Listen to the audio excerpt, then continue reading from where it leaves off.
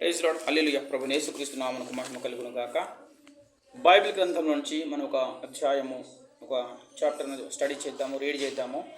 రోమిలకు రాసిన పత్రిక 6వ అధ్యాయంలో మనం చదువుదాం. హల్లెలూయా. యేసు నామమునకు మహిమ కలుగును గాక.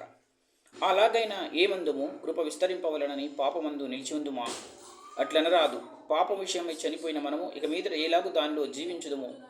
క్రీస్తు యేసులోనికి బాప్తిస్మం పొందిన మనమందరము ఆయన మరణంలోనికి బాప్తిస్మం పొందితమని మీరు ఎరుగరా?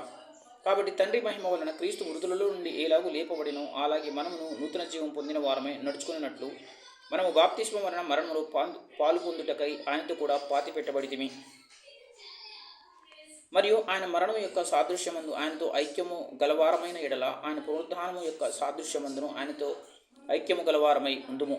ఏమనగా మనం ఇకను పాపమునకు దాసులము కాకుండుటకు పాప శరీరము నిరర్ధకమగునట్లు మన ప్రాచీన స్వభావం ఆయనతో కూడా సిలువవేయబడినని ఎరుగుదుము. చనిపోయిన వాడు పాప విముక్తుడని తీర్పు పొంది ఉన్నాడు. మనము క్రీస్తుతో కూడా చనిపోయిన ఎడల మృతులలో నుండి లేచిన క్రీస్తు ఇకను చనిపోడనియు మరణమునకు ఇకను ఆయన మీద ప్రభుత్వము లేదని ఎరిగి ఆయనతో కూడా జీవించుదుమని నమ్ముచున్నాము. ఏలైనగా ఆయన చనిపోవుట చూడగా పాపం విషయమై ఒక్కమారి చనిపోయేను గాని ఆయన జీవించుట చూడగా దేవుని విషయమై జీవించుచున్నాడు. అటువలే మీరును పాపం విషయమై మృదులుగాను దేవుని విషయమై క్రీస్తు యేసునందు సజీవులుగాను మిమ్మల్ని మీరే ఎంచుకొనుడి. కాబట్టి శరీర దురాశలకు లోబడినట్లుగా చావునకు లోనైన మీ శరీరమందు పాపమును ఏలనీయకుడి, మరియు మీ అవయవములను దుర్నీతి సాధనములుగా పాపమునకు అప్పగింపకుడి. అయితే మృతులలో నుండి సజీవులమనుకొని మిమ్మల్ని మీరే దేవునికి అప్పగించుకొనుడి.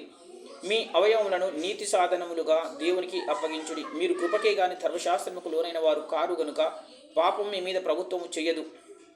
అట్లనే ఎడలా కృపకే గాని ధర్మశాస్త్రముకు లోనగు వారము కామని పాపం చేయుదుమా? అది నటికి కూడదు.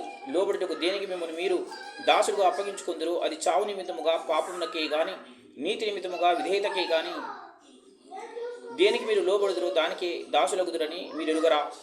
మీరు పాపమునకు దాసులై ఉంటిరి గాని ఏ ఉపదేశ క్రమమునకు మీరు అప్పగింపబడితురో దానికి హృదయపూర్వకముగా లోబడిన వారై పాపము నుండి విమోచింపబడి నీతికి దాసులైతిరి.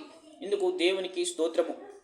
మీ శరీర బలహీనతను బట్టి మనుష్య రీతిగా మాట్లాడుచున్నాను. ఏమనగా అక్రమము చేయుటకై అపవిత్రతకును అక్రమమునకును మీ అవయవములను దాసులుగా ఎలాగూ అప్పగించుతిరో అలాగే పరిశుద్ధత కలుగుటకై ఇప్పుడు మీ అవయవములను నీతికి దాసులుగా అప్పగించుడి.